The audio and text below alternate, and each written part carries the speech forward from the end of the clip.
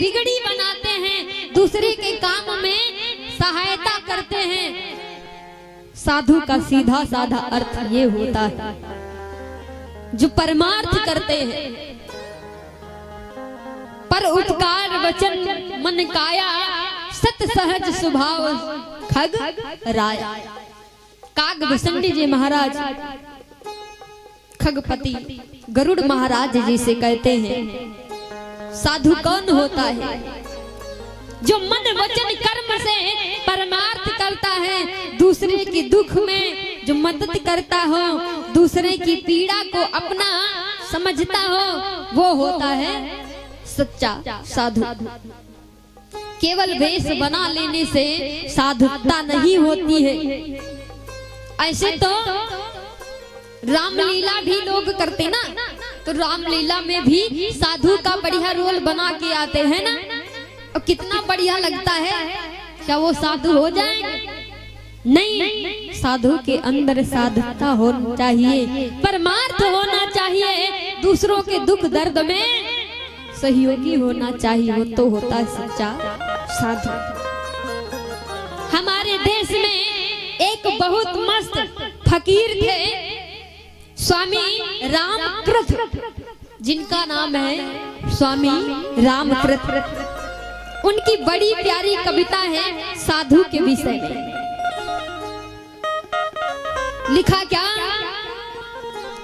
कि जंगल में जोगी बसता है, वो कभी रोता है कभी हंसता है। बसता है कभी हंसता है कभी रोता, जंगल में जोगी बसता है कभी हंसता है कभी रोता।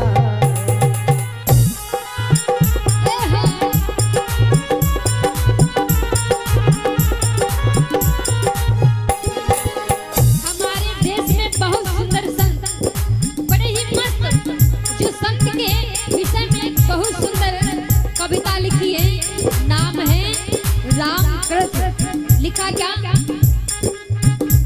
जंगल में जोगी रहता है, कभी हंसता है कभी रोता है। जंगल में जोगी रहता है, कभी रोता है कभी हंसता है, और कभी फिरता नंगम नंगा है, कभी ध्यान में आप लोग, कभी नंगम नंगा फिरता है, जो मिल जाए वो चंगा है।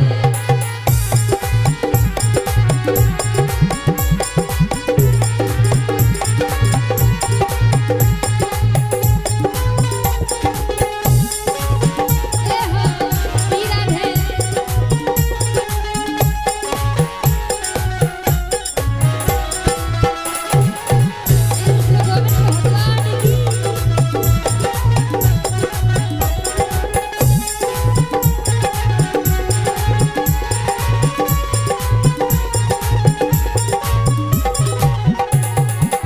बड़ी प्यारी कविता लिखी रामकृत संत जी ने, बड़ी कविता कि जंगल में जोगी रहता है, कभी हंसता है कभी रोता है, कभी नंगम नंगा होता है, जो मिल जाए वही चंगा है। बड़ी सुंदर, इसका भाव लगाना आप लोग। संत महात्मा कहाँ रहते हैं? जंगल में। और कभी जब दुख आता है तो रोते भी हैं, और जो थोड़ा सा आनंद, थोड़ा सा भगवान की भक्ति में लीन हो जाते हैं तो बहुत ही हंसते हैं, बड़ा आनंद आता है। कभी फिरता नंगम नंगा है, जो मिल जाए वही चंगा है। चंगा का मतलब अच्छा, बढ़िया। ये नहीं कि संत महात्मा के लिए लाखों की ड्रेस होनी चाहिए, लाखों के कपड़े होने चाहिए, बढ़िया रहने के लिए वीआईपी मकान होना चाहिए, नहीं। संत तो जंगल में रहता है, जंगल में जोगी रहता है, कभी रोता है कभी हंसता है, कभी फिरता नंगम नंगा है, जो मिल जाए वही चंगा है। किसी ने एक संत महात्मा से उसकी ड्रेस पूछी, आप लोग ध्यान देना, किसी ने एक संत से उसकी ड्रेस पूछी, बाबा आपकी ड्रेस क्या है? तो संत जी ने बड़ा सुंदर जवाब दिया कि अरे मेरा एड्रेस ही नहीं है तो हमारी ड्रेस का क्या पता।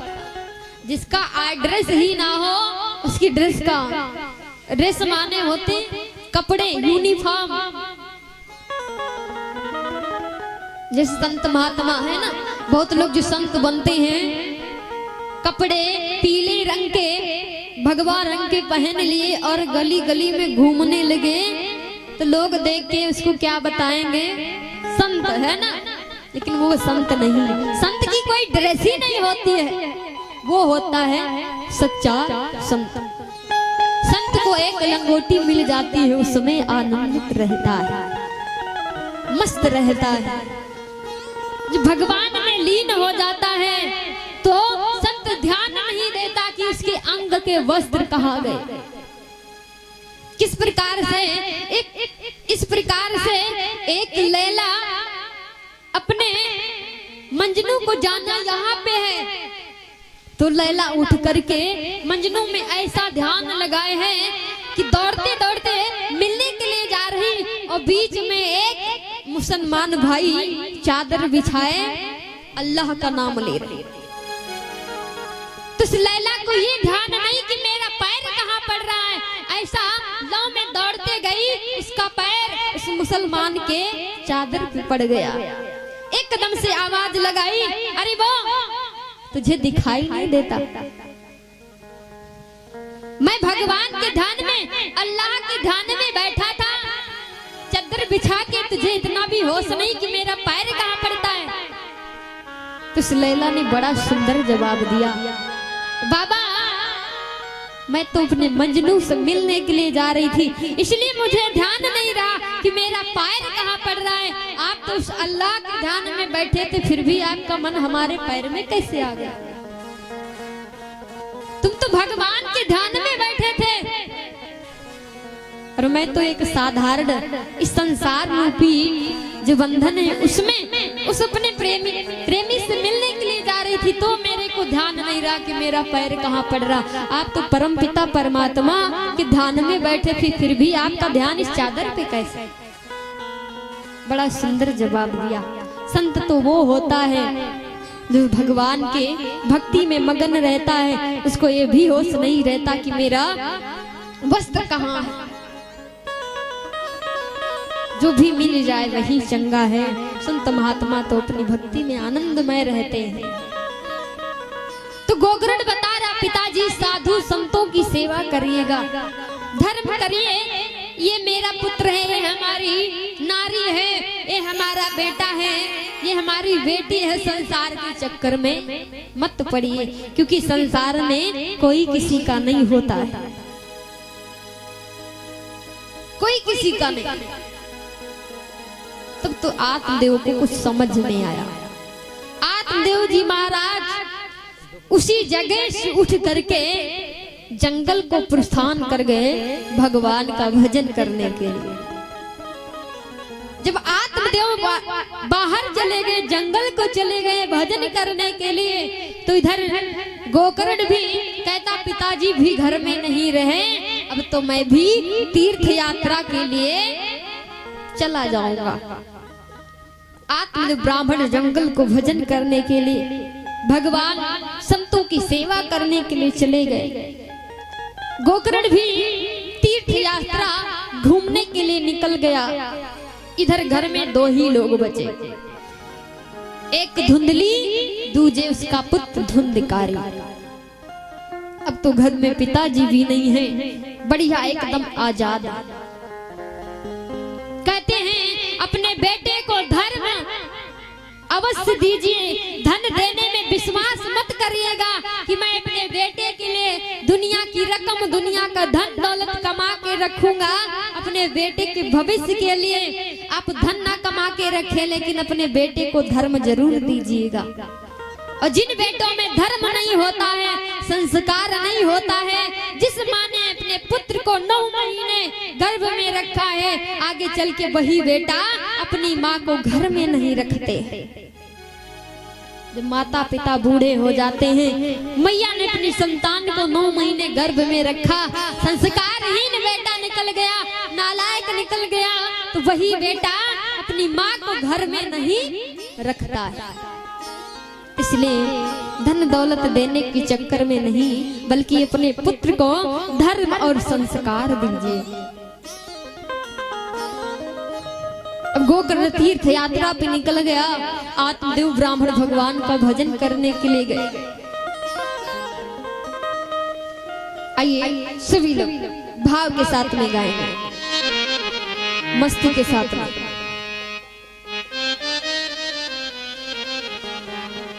आत्मदेव ब्राह्मण मन ही मन में विचार करता है, भगवान का भजन करते हुए चल देता है। कहता क्या?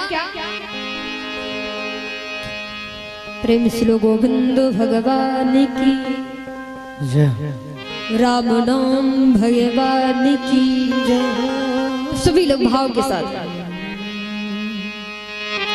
कि हे प्रभु मुझे बता दो। विचार करता, प्रभु मेरे को कोई ऐसी रास्ता बताइए जिससे मैं आपका भजन कर सकूं। मैं आपका भजन, आपका पूजन, आपका पाठ कुछ भी नहीं जानता। तो इसलिए कि हे प्रभु मुझे बता दो कि चरणों में कैसे आऊं। हे प्रभु मुझे बता दो।